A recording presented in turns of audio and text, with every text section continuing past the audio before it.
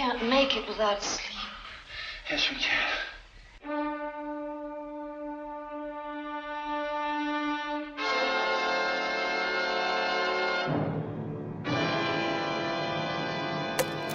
In 1956, a movie showed your neighbor turning into something else, something that looked exactly like them. Invasion of the Body Snatchers wasn't just a sci-fi thriller. It was a nightmare that exposed America's deepest fear, losing yourself completely. Shot in 19 days with seaweed and soap bubbles, this low-budget film accidentally created the template for modern paranoia. And today, we'll reveal 20 shocking secrets that prove this movie was actually a masterpiece in disguise. Number 1, the iconic line that defines cinema. Those 2 words, screamed by Kevin McCarthy as Dr. Miles Bennell, became the battle cry of 1950s paranoia.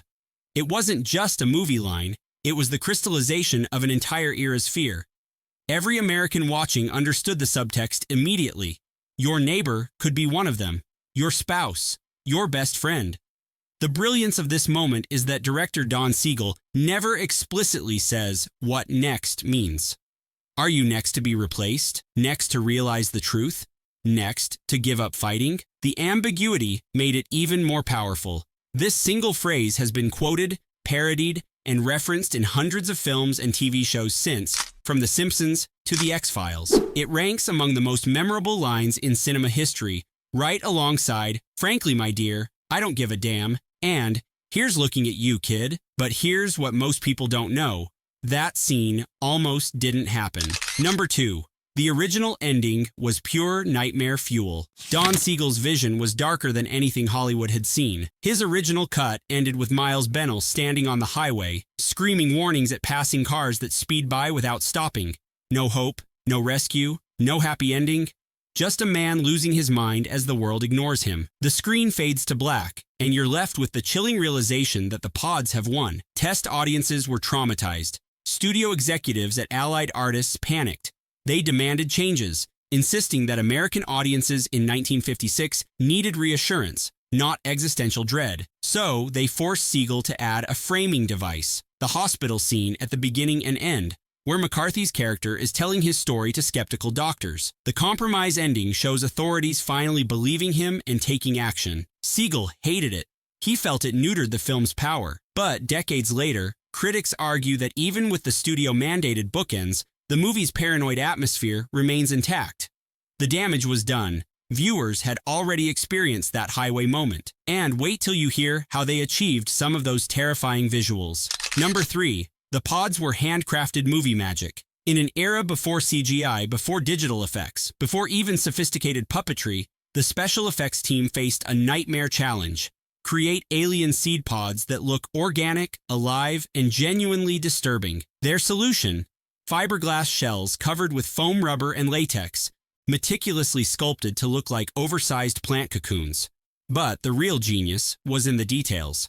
The pods needed to look wet, pulsing, alive. So the effects crew filled them with a slimy substance that oozed when the pods opened. These weren't miniatures filmed with forced perspective. These were full-size props that actors had to interact with directly. The weight and texture made them feel real, which translated to genuine unease in the performances. Kevin McCarthy later said that touching the pods for the first time gave him chills. They were cold, damp, and surprisingly heavy. Some weighed over 40 pounds. The craftsmanship was so convincing that some audience members thought the filmmakers had used real biological material. And speaking of biological material, wait until you hear what was actually inside those pods. Number 4. Seaweed slime covered everything.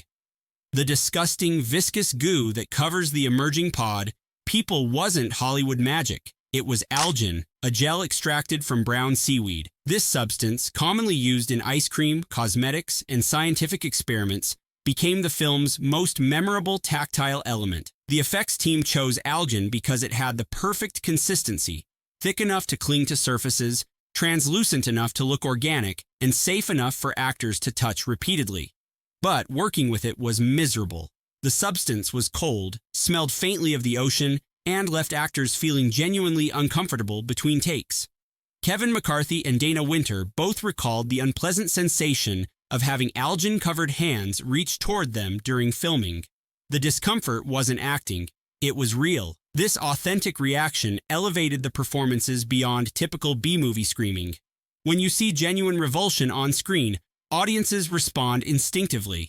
And that wasn't the only unconventional material the crew used. The duplication process required something even stranger. Number 5. Pod people were born from soap bubbles. One of the film's most disturbing images shows pod people emerging from their cocoons covered in a frothy, bubble-filled substance. How did they achieve this grotesque effect? Hidden air hoses and soap bubble solution. The effects team buried thin tubes beneath the pods and pumped air through soap mixture at precise moments. As the pods opened, bubbles erupted outward, creating the illusion of biological activity. It's a beautifully simple effect that required perfect timing. Too many bubbles looked cartoonish. Too few looked fake. The effects crew had to calibrate the pressure and mixture ratio through dozens of test runs. The result is one of cinema's most uniquely unsettling birth sequences. Audiences had never seen anything like it. The combination of bubbles, algae slime, and the actors' horrified reactions created a scene that haunted viewers for decades. But the most disturbing element wasn't what you saw on screen. It was what happened behind the scenes. Number 6. Extras were terrified of their own doubles. Director Don Siegel revealed in interviews that even background actors, people hired for a day's work, not method actors, experienced genuine psychological distress on set. Why? Because they saw their exact doubles staring back at them. For the town scenes where pod people have replaced the originals, Siegel needed crowds of emotionless duplicates. His solution was to have makeup artists create eerily similar-looking pairs, matching clothes, hairstyles, and expressions. When extras arrived and saw their assigned double, many reported feeling deeply unsettled. Some joked nervously. Others went quiet. A few asked to be reassigned. Siegel recognized he'd stumbled onto something psychologically primal, the uncanny valley effect, decades before it had a name. The sight of something almost but not quite human triggers instinctive revulsion. This wasn't acting. This was authentic human response to a threat simulation. The crew's dedication to authenticity went even further. Number 7. Wax figures replaced actors in key scenes. To save time and money, the production commissioned life-size wax replicas of the principal actors. These disturbingly accurate figures were used for the transformation sequences, where viewers watch pod people slowly take shape. The wax sculptures were so realistic that crew members did double takes when walking past them. The effects team then filmed the wax figures being covered in foam and slime, sometimes heating and melting them slightly, then playing the footage in reverse to show growth instead of decay. It's a clever practical effect that required precise timing and multiple takes. One wrong move, one temperature miscalculation, and an expensive wax figure was ruined. The pressure on the effects team was immense, especially given the film's impossible schedule. Number 8. 19 days to make a masterpiece. Modern blockbusters take years to produce. Marvel films spend months just on principal photography. But Invasion of the Body Snatchers was shot in under 3 weeks, 19 days to be exact. The entire budget was around $300,000, which even adjusted for inflation is microscopic by today's standards. Director Don Siegel had no choice but to work fast, efficient, and smart. He used a minimal crew, natural locations, and simple but effective camera setups. There was no time for extensive rehearsals or multiple takes. Actors had to nail their performances quickly. The cinematographer had to light scenes fast. The effects team had to prepare props overnight. This breakneck pace could have resulted in a sloppy mess. Instead, it created urgency that permeates every frame. The actor's exhaustion reads as genuine fear. The rough edges feel documentary-like. The speed actually enhanced the paranoid atmosphere, but working that fast required some creative shortcuts. Number 9. Night filming saved the budget. Most of the film's exteriors were shot after dark, not for artistic reasons, though the noir atmosphere certainly benefited, but for cold financial logic. Night shoots meant fewer civilians to manage, less need for permits and crowd control, and easier lighting control. The darkness also hid budget limitations. Cheap sets looked more convincing in shadow. Small-town streets could pass for anywhere when you can't see the details. The cinematographer used high-contrast lighting to create drama while obscuring imperfections. This pragmatic decision gave the film its distinctive visual style: dark, claustrophobic, paranoid. It looks like film noir meets science fiction, a combination that hadn't been fully explored before. The shadows became a character unto themselves, hiding threats just beyond perception, but the location itself became iconic. Number 10. Santa Mira became a sci-fi legend. The fictional town of Santa Mira, where the pod invasion begins, wasn't just a throwaway setting. It became a recurring location in genre cinema, appearing in films like Halloween 3, Season of the Witch, and numerous other horror and sci-fi productions. Why? Because it represented something archetypal. The small American town that looks perfect but hides darkness underneath. It's any town, USA, which makes the invasion personal for every viewer. Your town could be next. The choice to set the story in a nondescript California community rather than a major city was brilliant. Cities expect strangeness, but small towns? They're supposed to be safe, familiar, predictable. When that safety crumbles, it's infinitely more disturbing. Siegel understood that true horror comes from the familiar made wrong, and he fought hard to keep that authenticity intact. Number 11. The studio wanted spaceships and little green men. United Artists executives looked at Siegel's rough cut and panicked. Where were the aliens? Where were the flying saucers? Where was the spectacle? They wanted to add scenes showing spaceships landing, perhaps even glimpses of the alien intelligence behind the pods. They argued that audiences needed explanation, visual confirmation of the threat's origin. Siegel refused. He understood instinctively that mystery is more frightening than explanation. The moment you show the alien, it becomes comprehensible, limited, defeatable. By keeping the pod's origin ambiguous, they remain unknowable and, therefore, unstoppable. This creative battle between director and studio echoes through film history. Studios always want more, bigger, clearer. Artists understand that less is more. Siegel won this fight, and the film is a masterpiece because of it. But he did compromise on one element. Number 12. Carmen Dragon scored it in 10 days. Composer Carmen Dragon had just 10 days to create the entire orchestral score. 10 days to watch the rough cut, compose themes, arrange for orchestra, record, and deliver the finished music. It's an insane deadline that would make modern composers weep. Yet Dragon delivered a score that became iconic: eerie string crescendos, dissonant brass stabs, and unsettling percussion that amplified the paranoia. His main theme uses repetitive, almost mechanical patterns that suggest the emotionless pod people. The score never becomes bombastic or melodramatic. It stays subtle, creeping, present, but not overwhelming. This restraint was intentional. Dragon understood that suspense requires space, silence, and suggestion rather than constant musical assault. His rushed composition became a template for sci-fi horror scoring. But even his genius almost wasn't enough to save the production's biggest challenge. Number 13. Kevin McCarthy's highway scene was filmed guerrilla style. That climactic sequence where Dr. Bennell runs into Los Angeles traffic, pounding on car windows and screaming warnings, that was shot on a real highway without road closures, without permits, without safety protocols that would be mandatory today. Kevin McCarthy literally ran into traffic while cameras rolled from hidden positions. Drivers' shocked reactions weren't acted. They were real people encountering what appeared to be a madman in the road. Some honked, some swerved, some nearly hit him. The danger was real, the fear was real, and it shows. McCarthy later admitted he was terrified during filming but trusted Siegel's vision. This guerrilla approach gave the scene raw authenticity impossible to achieve on a controlled set. It's documentary-style filmmaking decades before that became common. The risk paid off. It's the film's most memorable moment. But the gamble wasn't just physical. Number 14. The title nearly changed at the last minute. The original working title was The Body Snatchers, directly from Jack Finney's source novel.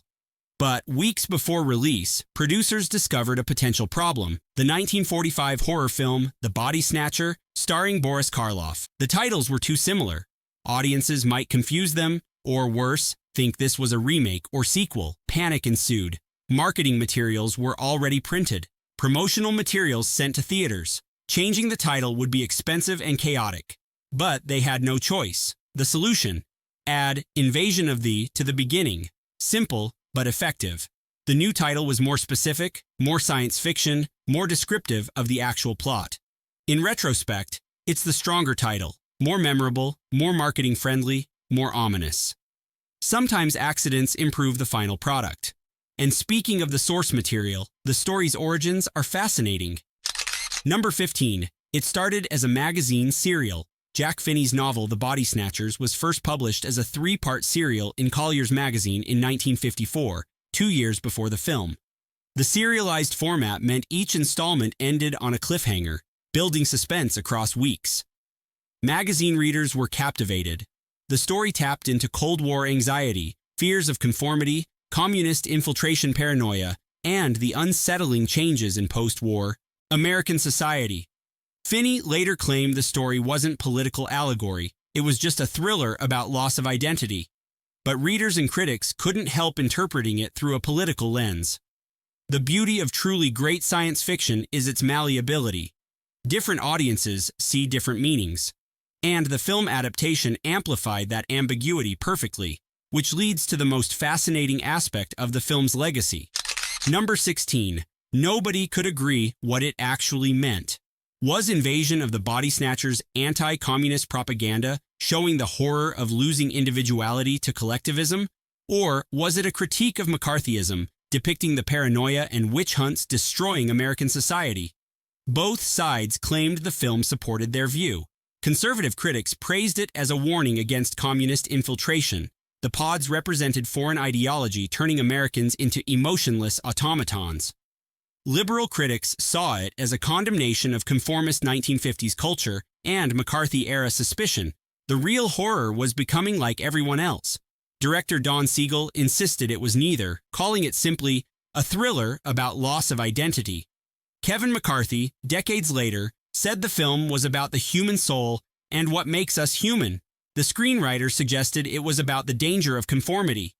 This interpretive flexibility is the mark of great art. The film works as entertainment, as political allegory, as psychological horror, as social commentary. Every generation finds new meaning. But that wasn't what critics first saw. Number 17. Critics dismissed it as cheap B-movie trash. When Invasion of the Body Snatchers premiered in 1956, major critics barely noticed it.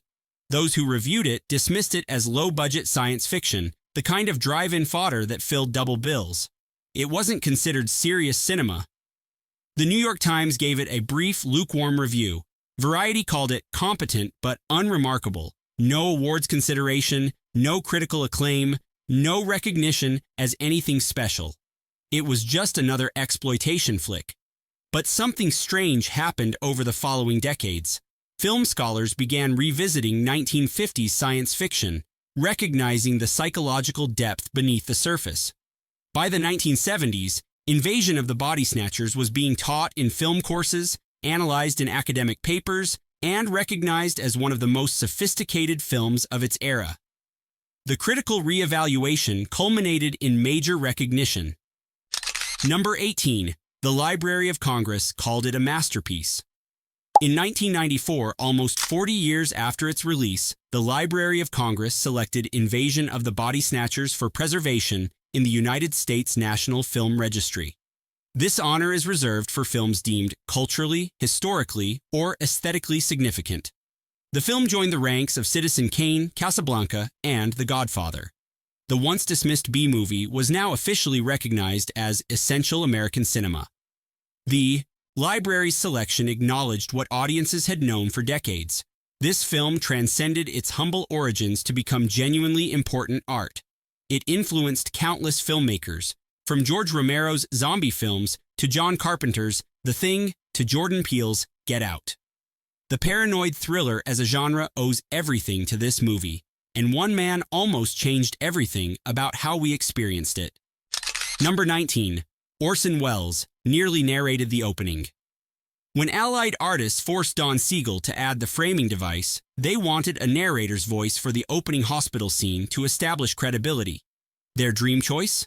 Orson Welles, whose distinctive voice had already narrated numerous films, and whose radio broadcast of War of the Worlds had proven he could sell alien invasion. Wells was interested, but there was a problem. His fee exceeded the film's entire sound budget. The producers couldn't justify spending that much on a 30-second voiceover. They settled for a less famous voice actor.